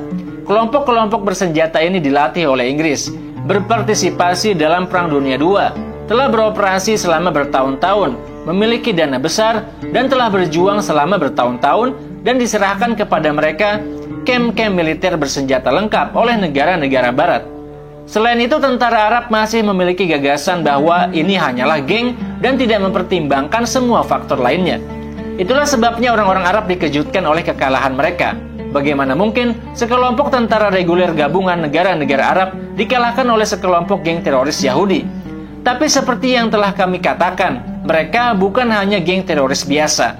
Mereka adalah angkatan bersenjata yang melakukan pembantaian selama perang, seperti membom Lid dan Ramla, dan melakukan pembantaian di desa Tantura yang telah kita bahas di video sebelumnya. Menurut Ilan Pappe, pembantaian tidak lagi dilakukan ketika ada kebutuhan atau bahkan sebagai bagian dari strategi tertentu. Orang-orang Zionis itu melakukan pembantaian seolah-olah sebagai bagian dari keseharian mereka. Seperti yang dijelaskan Pappe, Zionis tidak lagi melihat bahwa mereka membunuh manusia. Seolah-olah orang-orang Palestina yang mereka bantai bukanlah manusia. Pada Agustus 1948, setelah kekalahan tentara Arab dan pengusiran ratusan ribu pengungsi Palestina ke negara-negara sekitarnya, Kon Bernadotte, duta besar PBB, mengunjungi Palestina dan kem-kem pengungsi di Yordania. Dia takut dengan apa yang dilihatnya. Dia berkata, ini akan menjadi penghinaan terhadap prinsip-prinsip keadilan dengan merampas hak para korban yang tidak bersalah ini untuk kembali ke rumah mereka. Ya, akhirnya terjadi pembicaraan di PBB dan hukum internasional. Namun sayangnya, Kon Bernadotte tewas dalam pembunuhan. Geng teroris Yahudi seteran membunuhnya dengan partisipasi Yitzhak Shamir yang kelak menjadi Perdana Menteri Israel. Sepertinya pembunuhan dan pembantaian orang tidak berdosa menjadi persyaratan untuk menempati posisi Perdana Menteri Israel. Pada Desember 1948, orang-orang Yahudi menduduki 85% Yerusalem di luar kota tua di depan mata PBB. Sejarawan Israel, Hillel Cohen, mengatakan bahwa ribuan pengungsi dari Sepphoris dan desa-desa sekitarnya berlindung di kota Kristen Nazaret, yang Ben Gurion takut hancurkan karena mengetahui pentingnya kota itu bagi umat Kristen. Itu adalah kota Yesus. Ribuan pengungsi ini menjadi entitas orang-orang Arab yang bernasib berbeda di tahun 1948. Mereka adalah orang-orang Palestina di dalam negara Yahudi baru yang akan didirikan. Gerombolan Zionis Yahudi mencoba menarik orang-orang Kristen dari desa-desa di sekitarnya, seperti Al-Bassa, untuk keluar dari tempat mereka, tetapi tanpa orang-orang Muslim. Untuk apa? Untuk membangun desa-desa Kristen yang aman dan menegaskan bahwa mereka sedang dalam peperangan dengan orang-orang Arab Muslim. Tetapi orang-orang Kristen Palestina di Al-Bassa menolak untuk kembali tanpa orang-orang Muslim Palestina. Pada tanggal 11 Desember, PBB mengeluarkan resolusi 1948 yang menjamin hak untuk kembali bagi setiap pengungsi yang diusir. Berapa banyak yang diusir di dalam peristiwa Nakba? 750.000 pengungsi, dan pengusiran itu terjadi pada tahun 1948. 75 tahun kemudian jumlah pengungsi naik menjadi 5 juta pengungsi. Peneliti Argentina, Pedro Brigger, selama kunjungannya ke kem-kem pengungsi beberapa dekade setelah Nakba, menemukan bahwa semua anak memperkenalkan diri mereka dengan nama-nama desa tempat nenek moyang mereka diusir. Anak ini tidak tahu apa-apa tentang desa mereka, kecuali namanya. Dia tidak pernah mengunjungi atau melihatnya, namun masih menyebut desa-desa tersebut setelah nama mereka. Mereka masih memiliki kunci rumah kakek nenek mereka, tempat mereka diusir. Generasi-generasi selanjutnya masih akan mewariskan kunci-kunci tersebut. Hak untuk kembali yang diberikan PBB kepada orang-orang Palestina pada tahun 1949, seperti yang Anda tahu, tidak pernah dilaksanakan. Tetapi di sisi lain, pada tahun 1950, Israel mengumumkan hak istimewa untuk kembali bagi orang Yahudi, bahwa setiap orang Yahudi memiliki hak untuk kembali ke Israel. Israel yang merupakan negara Yahudi yang hancur setelah invasi Romawi pada tahun 70 sebelum Masehi, 2000 tahun yang lalu. Ini sangat tidak masuk akal. Mengapa seseorang yang tidak pernah tinggal di tanah Palestina memiliki hak untuk kembali ke sana, sementara seseorang yang benar-benar tinggal di tanah Palestina tidak memiliki hak untuk kembali? Satu-satunya syarat bagi penerima hak kembali ke Israel bagi orang Yahudi adalah memiliki ibu Yahudi. Bayangkan seorang Yahudi Rusia, kakek neneknya selama 20 generasi, hidup, meninggal, dan dimakamkan di Rusia. Dia akan mendapatkan hak untuk kembali ke Israel, mendapatkan kewarganegaraan, paspor, dan semua haknya begitu dia turun dari pesawat itu hanya karena ibunya seorang Yahudi. Di sisi lain, di tepi barat ada sungai Yordan yang menjadi milik Palestina di sebelah kirinya dan Yordania di sebelah kanannya. Ada seorang pengungsi Palestina di Yordania berdiri di sisi sungai, melihat tanah Palestina di sisi lain. Mereka melihat tanah mereka dan kakek nenek mereka, tetapi tidak bisa menyeberangi sungai ke tepi barat. Hukum yang memberikan hak kepada orang-orang Yahudi adalah puncak dari gagasan tidak masuk akal yang berasal dari Herzl, yang dimaksudkan untuk membebaskan orang Yahudi dari semua diaspora mereka, dan menciptakan masyarakat Yahudi ras murni, masyarakat Yahudi yang hanya untuk mereka. Mereka menciptakan batas-batasnya dan menghabisi entitas lain di tanah Palestina, baik dengan penangkapan, pengusiran, atau genosida. Pada saat perjanjian damai pada bulan Juli 1949, pasukan Zionis tidak hanya mengambil alih 55% tanah sesuai dengan resolusi partisi, tapi mereka mengambil 78% dari tanah Palestina. PBB mengakui batasan wilayah baru ini dan menyebutnya garis hijau. Sejarawan Israel Theodor Katz, yang telah kita bicarakan sejak awal, yang pernah membahas tentang desa Tantura, mengatakan bahwa moralitas IDF benar-benar berada dalam kekeliruan abadi, karena mereka tidak datang ke tanah tanpa penghuni, tetapi ke tanah dengan 1,3 juta orang Palestina tinggal di sana. Tetapi mereka bukan manusia di mata tentara Israel. Mungkin generasi baru di Israel akan mewarisi legenda fiksi buatan Zionis ini, sejenis mekanisme pertahanan psikologis, penolakan, dan pembenaran untuk membantu mereka tidur di malam hari dan melupakan bahwa terkubur di tanah Palestina hanya 1 meter di bawahnya semua bukti yang ada tentang pembunuhan, genosida, dan pembersihan etnis. Apa yang terjadi di Tantura sebenarnya juga terjadi di seluruh tanah Palestina. Mitos terakhir, satu-satunya demokrasi di Timur Tengah. Pada tahun 1948, Ben-Gurion, imigran Yahudi yang menghabiskan masa mudanya di Polandia, mengatakan bahwa dia tidak hanya mencapai impiannya, tetapi dia juga menjadi pendiri negara Yahudi. Bahkan orang-orang Yahudi menamainya sebagai pendiri utama negara Yahudi, sebuah mimpi yang digambarkan sebagai negara Yahudi 100% tanpa orang Arab. Masyarakat yang sepenuhnya murni hanya untuk orang-orang Yahudi. Dan jika ada orang Palestina yang mencoba mengganggu mimpi itu, dia akan menghadapi nasib malang.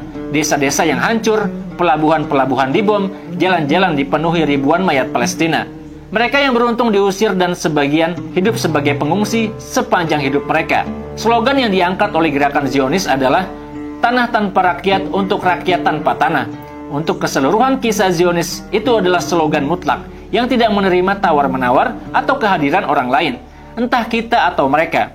Sebuah slogan yang dianut Zionis bahkan ketika orang Arab mewakili 70% dari populasi dan menempati 90% dari tanah Palestina.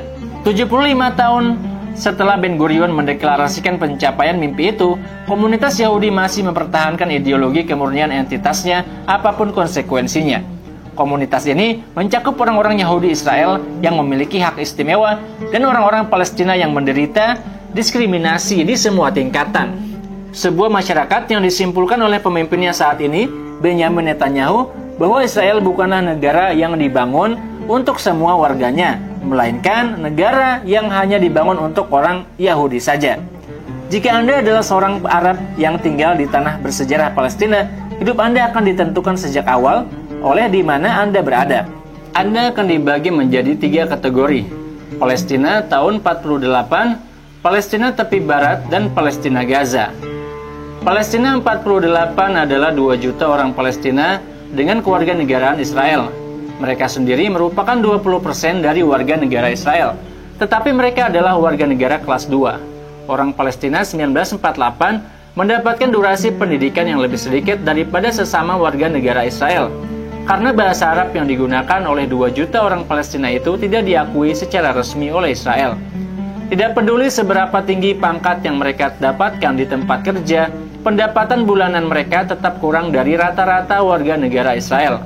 Jika mereka memutuskan, tidak masalah, saya hanya akan fokus pada hidup saya dan keluarga saya, sayangnya mereka tidak diizinkan untuk meminta kewarganegaraan bagi keluarga mereka yang tinggal di luar Israel. Bahkan jika mereka memutuskan untuk melupakan semua tentang asal-usul mereka dan menjadi seorang Yahudi. Menurut hukum Israel, mereka tidak diizinkan melakukan itu, dan setidaknya mereka akan menghadapi banyak rintangan untuk memastikan bahwa hal itu hampir tidak mungkin. Kehidupan yang sulit ya. Saya harus memberitahu Anda bahwa kehidupan warga Palestina 1948 yang menjadi warga Israel dianggap sebagai kehidupan yang jauh lebih beruntung daripada orang-orang Palestina di tepi barat. Ada 2, juta orang Palestina yang tinggal di tepi barat, di bawah pendudukan langsung Israel. Tetapi mereka hidup dalam struktur seperti penjara, dengan gerbang yang terkunci, dan mereka bergerak dari sektor ke sektor lain atau dari penjara ke penjara lain dengan melewati banyak pos pemeriksaan militer. Di satu jalan tempat Anda tinggal mungkin ada puluhan pos pemeriksaan, mengubah perjalanan 5 menit menjadi perjalanan selama berjam-jam. Dengan semua itu Anda dikelilingi oleh lebih dari 130 pemukiman Yahudi yang tentu saja ilegal. Pemukiman ini diisi oleh 500.000 pemukim antara 2017 dan 2021. Tentara Israel memberikan 33 izin bagi warga Palestina untuk membangun rumah, sementara di sisi lain tentara Israel menghancurkan lebih dari 1.150 rumah dan memberi pemukim ilegal 1.100 izin bangunan. Warga Palestina yang rumahnya dihancurkan tanpa tempat untuk pergi, bahkan tidak bisa mendirikan tenda tanpa mendapatkan izin dari tentara Israel yang pasti tidak akan memberikan izin. Kemana kita pergi? Kami tidak tahu, silakan cari tahu sendiri. Itu kira-kira jawaban tentara Israel. Mereka benar-benar menutup keran dan memperketat peraturan pada warga Palestina di tepi barat. Mereka tidak hanya mengencangkannya secara metaforis, mereka melakukannya secara harfiah. Air, yang merupakan hak dasar bagi setiap manusia, dikirim ke pemukiman dengan kapasitas 300 liter per hari. Sementara Palestina menunggu air untuk mengisi tangkinya selama 15 hari dari pemerintah dan perusahaan Israel. Dan kapasitas hariannya tidak melebihi 80 liter per hari, yang kurang dari 100 liter yang ditentukan oleh WHO. Itu bukan kekurangan air, tetapi diskriminasi yang disengaja untuk membedakan kualitas hidup antara warga Palestina dan Israel. Jika Anda tinggal di Gaza 2 juta orang tinggal di area seluas 360 km persegi. Tidak ada penghalang, tidak ada gerbang, karena seluruh jalur sepenuhnya dikepung. Wilayah itu tidak terhubung ke dunia melalui pelabuhan, bandara, atau bahkan kereta api. Tidak ada yang bisa masuk atau keluar tanpa izin dari tentara Israel. Beberapa sumber mengatakan bahwa tentara Israel mengontrol jumlah kalori yang masuk ke warga di dalam jalur Gaza. Mereka menghitung jumlah makanan yang masuk untuk asupan kalori warga Gaza. Sebagian besar tanah Gaza tidak cocok untuk pertanian. Air tanahnya tercemar. 90% tidak cocok untuk konsumsi manusia, atau bahkan untuk menanam makanan. 80% dari makanan penduduk bergantung pada bantuan internasional, bahkan tidak ada listrik yang stabil. Untuk membantu Anda melihat kondisi yang menyedihkan di Gaza, kebutuhan listrik Gaza adalah 560 MW, dan mereka hanya menerima tidak lebih dari 200 MW. Dalam lingkungan seperti ini, tingkat pengangguran mencapai 50%. Meskipun anak-anak merupakan mayoritas penduduk di Gaza, sebagian besar sekolah di jalur Gaza hancur. Meskipun Israel tidak menduduki Gaza secara militer, Israel mengubahnya menjadi penjara yang terbuka, yang kuncinya hanya ada di tangan Israel. Komite Palang Merah Internasional menganggap situasi ini sebagai pelanggaran total terhadap Konvensi Jenewa. Menurut akademisi Israel Oren Yiftashiel, Israel adalah etnokrasi, sebuah negara yang hanya melayani orang Yahudi. Sebuah sistem yang bekerja untuk mayoritas Yahudi dengan tujuan untuk menyakiti minoritas Arab. Sebuah sistem untuk mengkonfirmasi kemurnian dan identitasnya. Sistem yang kejam ini menimbulkan kerusakan parah pada orang lain yang hidup dengan mereka. Israel adalah negara apartheid. Ini bukan kata-kata saya, tetapi kata-kata Noam Chomsky. Human Rights Watch, Amnesty International, dan Menteri Pendidikan Israel sendiri. Israel adalah negara apartheid, sekelompok entitas yang rasis. Semua yang kita bahas di sini adalah mitos-mitos yang dibangun Israel yang dianggap fakta. Israel bukanlah suatu entitas yang sama dengan Bani Israel yang kita temui di kitab suci. Mereka bukan pula keturunan Nabi seperti yang kita pikirkan, karena ras mereka sudah campuran dan kebengisan mereka menjadi sebuah kenyataan yang dipertontonkan di hadapan warga dunia. Entitas seperti ini sudah seharusnya diusir dan dihancurkan demi keadilan dan kedamaian umat manusia.